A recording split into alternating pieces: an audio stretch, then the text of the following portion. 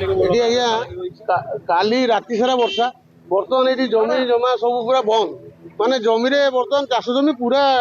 ନଷ୍ଟ ହେଇଗଲାଣି ତାପରେ ବସ୍ ଯିବା ଆସିବା ବନ୍ଦ ହେଇଯାଇଛି ଗାଡ଼ି ଗୁଡ଼ାରେ ଯିବା ପାଇଁ ଗୋଟେ ଅଫିସ୍ ହୋଇ ଯିବା ପାଇଁ ବହୁତ ହଇରାଣ ହେଉଛି ଆମେ ଆଉ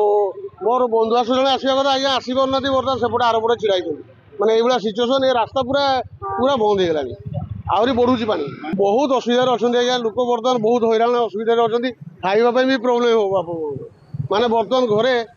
ମାନେ ସରଞ୍ଜାମ ରୋଷେଇ ସରଞ୍ଜାମ ବି କିଛି ନାହିଁ ଘରେ ଲୋକଙ୍କ ଚାଉଳ ଫଳ ଯୋଉ ବଜାର ଘାଟକୁ ଯିବା ପାଇଁ ଏଇଗୁଡ଼ା ରାସ୍ତା କ୍ଲୋଜ ହେଇଗଲାଣି ବର୍ତ୍ତମାନ ଲୋକଙ୍କ ଘରକୁ ଚାଉଳ ପତ୍ର ନେବା ପାଇଁ ବି ଅସୁବିଧା ହଉଛି ତେଣୁକରି ଏମିତି ଅସୁବିଧାରେ ପଡୁଛି ଆଜ୍ଞା ଆଉ ଯେମିତି ଚଳିବ ଆଉ